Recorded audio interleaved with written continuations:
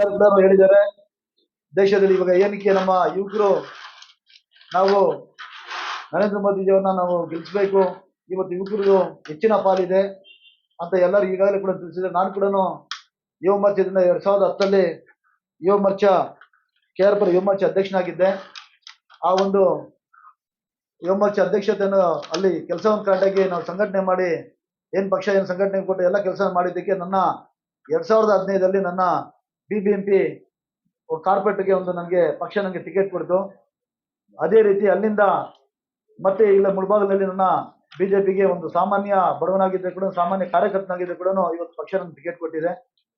ಅದೇ ರೀತಿ ನಮ್ಮ ಆರ್ ಅಶೋಕಣ್ಣವರು ಇರ್ಬೋದು, ಯುವ ಮೋರ್ಚಾದಿಂದ ಬಂದವರು, ನಮ್ಮ ತೇಜಸ್ವಿನಿ ಸೂರ್ಯ ಇರ್ಬೋದು, ತೇಜಸ್ವಿನಿ ಸೂರ್ಯ ಅವರು ಇರ್ಬೋದು, ಪ್ರತಾಪ್ ಸಿಂಹ ಅವರು ಇರ್ಬೋದು, ತುಳಸಿ ಮುರಾಜಣ್ಣ ಇರ್ಬೋದು, ನಾವೆಲ್ಲ ಕೂಡ ಜೊತೆಲಿ ಕೆಲಸ ಮಾಡಿದಂಥವ್ರು ಅವಾಗೆಲ್ಲ. ಇವಾಗೆಲ್ಲರೂ ಕೂಡ MP ಗಳಾಗಿದ್ದಾರೆ, MLA ಗಳಾಗಿದ್ದಾರೆ. ಎಲ್ಲ ಕೂಡ ಯುವ ಮೋರ್ಚಾದಿಂದ ಬಂದಿರುವಂಥವ್ರು. ಯುವ ಮೋರ್ಚಾ ಅವರಿಗೆ ಎಷ್ಟು ಆದ್ಯತೆ ಇರುತ್ತೆ ಅಂತ ಹೇಳಿದ್ರೆ ಬೇರೆ ಯಾವ ಮೋರ್ಚಾಗಳಿಗಾಗಲಿ ಇಷ್ಟೊಂದು ಅವಕಾಶಗಳಾಗಲಿ ಆದ್ಯತೆಗಳಾಗಿ ಇರಲ್ಲ. ಅದರಿಂದ ಒಂದಲ್ಲ ಒಂದು ಅವಕಾಶ ನಮ್ಗೆ ಸಿಗ್ತಾ ಇರುತ್ತೆ. ನಾವು ಸಕ್ರಿಯವಾಗಿ ಆಕ್ಟಿವ್ ಆಗಿ ನಾವು ಪಕ್ಷ ಸಂಘಟನೆ ಮಾಡಬೇಕು, ಪಕ್ಷದ ಕೆಲಸಗಳು ಮಾಡಿಕೊಂಡು ಪಕ್ಷ ಕೊಟ್ಟಂತ ಎಲ್ಲಾ ಒಂದು ಸಂಘಟನೆ ಮಾಡ್ಕೊಂಡು ಬಂದಾಗ ಖಂಡಿತ ಒಂದಲ್ಲ ಒಂದಿನ ನಮ್ಮನ್ನ ಯಾವುದೇ ಕಾರಣಕ್ಕೆ ಪಕ್ಷ ಕೈ ಬಿಡಲ್ಲ, ಒಂದಲ್ಲ ಒಂದಿನ ಗುರ್ಸುತ್ತೆ.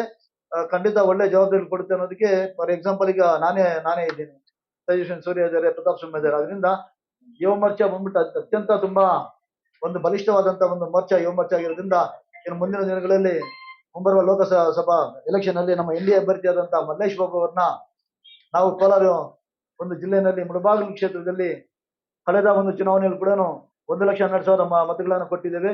ಈ ಸತಿ ಇನ್ನೂ ಅತ್ಯಧಿಕ ಮತಗಳನ್ನು ಕೊಟ್ಟು ನಮ್ಮ ಕೋಲಾರ ಲೋಕಸಭಾ ಕ್ಷೇತ್ರದಿಂದ ಮೊದಲನೇ MP ನಮ್ಮ ಕೇಂದ್ರಕ್ಕೆ ಕಳಿಸಿ ನಮ್ಮ ನರೇಂದ್ರ ಮೋದಿಜಿ ಅವರನ್ನ 400 ಗಡಿ ದಾಟಿ ಮತ್ತೊಮ್ಮೆ ಅವರು 3ನೇ ಬಾರಿ ಪ್ರಧಾನಮಂತ್ರಿ ಆಗಬೇಕು, ಮತ್ತೊಮ್ಮೆ ವಿಶ್ವಗುರು ಮಾಡೋದಕ್ಕೆ ನಾವೆಲ್ಲ ಕೂಡ ಕೈ ಜೋಡಿಸ್ಬೇಕಂತ ಈ ಒಂದು ಸಂದರ್ಭದಲ್ಲಿ ಇನ್ನು ಇರೋ ಬರೀ 14 ದಿನ ನಮ್ಮ ತೇಜಸ್ ಹೇಳಿದಂಗೆ ಯಾರು ಕೂಡ ನಾವು ಎಲ್ಲರೂ ಕೂಡ ಕಾಲಿಗೆ ಚಕ್ರ ಕಟ್ಕೊಂಡು ಪ್ರತಿಯೊಂದು ಮನೆಗೆ ಹೋಗ್ಬೇಕಂತ ಯುವಕರದ್ದು ತುಂಬಾ ಆದ್ಯತೆ ಇರೋದ್ರಿಂದ ಪ್ರತಿಯೊಂದು ಮನೆಯಲ್ಲಿ ಕೂಡ ಯುವಕರು ಇರ್ತಾರೆ. ಪ್ರತಿಯೊಬ್ಬರು ಕೂಡ ಅವ್ರಿಗೆಲ್ಲ ನಾವು ಅವೇರ್ನೆಸ್ ಕೊಟ್ಟು ಈ ಬಾರಿ ನಾವು ಎಷ್ಟು ನಾವು ಲೀಡ್ ಕೊಡ್ಬೇಕಂತ ಈ ಒಂದು ಸಂದರ್ಭ ಹೇಳ್ತಾ ಈ ಒಂದೆರಡು ಮಾತಾಡೋ ಅವಕಾಶ ಮಾಡ್ಕೊಂಡು ಎಲ್ಲರಿಗೂ ಒಂದಿಸ್ತಾ 2 ಮಾತುಗಳನ್ನು ಮುಗಿಸ್ತೇನೆ.